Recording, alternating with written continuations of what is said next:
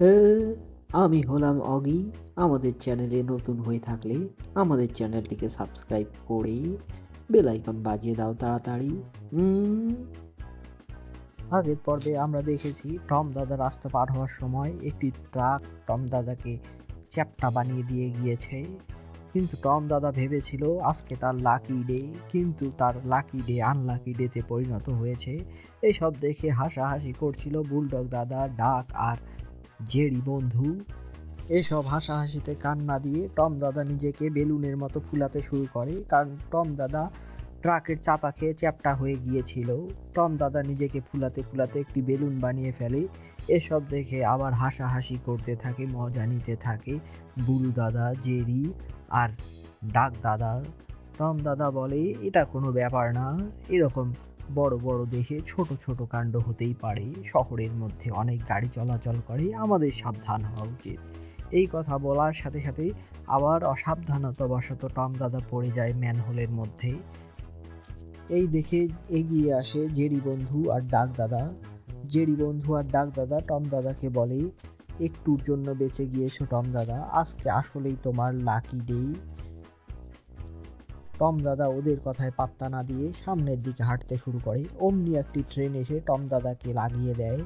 Tom দাদা ট্রেনের আগে চলতে থাকে আর ট্রেন চলতে থাকে টম দাদার পিছে পিছে। টম দাদা বলতে থাকে, আমি কি স্পাইডারম্যান হোম কামিং?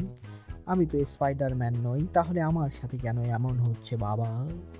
এরপর আমরা দেখতে পাই প্রথম পর্বে যেই বাথটবটা ভেঙে গিয়েছিল, জেরি বন্ধু ডাক দাদাকে সেই বাথটবটি ঠিক করে দেয়, যাতে করে ডাক দাদা সেখানে ভালো করে সুইমিং করতে পারে, মানে সাঁতার কাটতে পারে।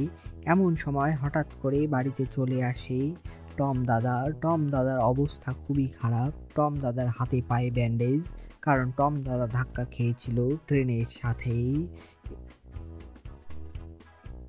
আজকের পর্বে আমরা দেখব এরপর টম দাদার বাড়িতে আর কি কি হলো। তবে চলো শুরু করা যাক। 3, 2, 1, স্টার্ট। Quack quack. কি অবস্থা টম দাদা? কেমন গেল তোমার আজকের দিন? তোমার এই অবস্থা কে করলো? তুমি তো বলেছিলে আজকে তোমার লাকি ডে, কিন্তু তোমাকে দেখে তো তা মনে হচ্ছে না। তোমার এই অবস্থা কেন হলো? তুমি কি কোনো কিছুর সাথে ধাক্কা খেয়েছিলে? ও হ্যাঁ, কালকে যে তুমি ম্যানহোলের মধ্যে পড়ে গিয়েছিলে, তারপরে তোমার সাথে কি হলো টম দাদা? হো, তুই তুই এখানে কি করতে এসেছিস?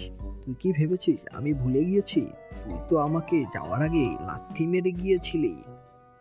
ও কোয়াক কোয়াক কোয়াক কোয়াক। ওয়ে, আমার আজকে এত আনলাকি ডে, কিন্তু মুখের মধ্যে এটা কি ঢুকে গেছে রে? ওয়ে ওয়ে, এটা তো ডাক দাদা। ওই ডাক দাদা, তুমি আমার মুখের মধ্যে কি করছো? দাঁড়াও, আজকে তোমার একদিন কি আমার একদিন, তোমাকে তো আমি আজকে আমার মুখের মধ্যে পেয়েছি। ওয়ে টম দাদা, এখন বলো কেমন লাগছে সবার কাছে মার খেয়ে? Quack quack. ওয়ে, এই একটু বেশি কথা বলছে, একে এখনই পিঠের মধ্যে চালান করে দিতে হবে।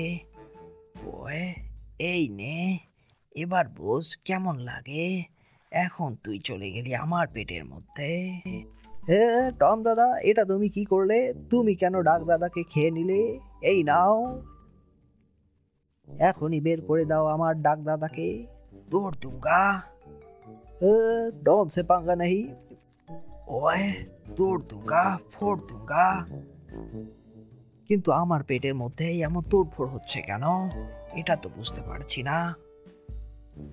ওয়ে জেরি, তুই কি আমার পেটের মধ্যে ঢুকবি? যদি ঢুকতে চাস তাহলে ঢুকে যা। যদি ঢুকে ডাক দাদাকে বাঁচিয়ে আনতে পারিস তবে বাঁচিয়ে আন। অবশ্যই যাব, আর ডাক দাদাকে আমি ফিরিয়ে আনবো। এখন আমাকে খেয়ে ফেলো। ওয়ে, বোকা বানিয়ে দুটোকেই পেটের মধ্যে চালান করে দিলাম। এখন ওরা আমার পেটের মধ্যে হজম হয়ে যাবে বাবা, কারণ আমার হয়েছে 6 প্যাক। অবশেষে বুঝতে পারলাম আসলে এইটা আমার লাকি ডে, অর্থাৎ আজকের দিনটি আমার জন্য খুবই শুভ, কারণ আমি আমার চিরশত্রুকে পেটের মধ্যে চালান করে দিতে পেরেছি। ওয়ে, আহো, আমি হলাম বব।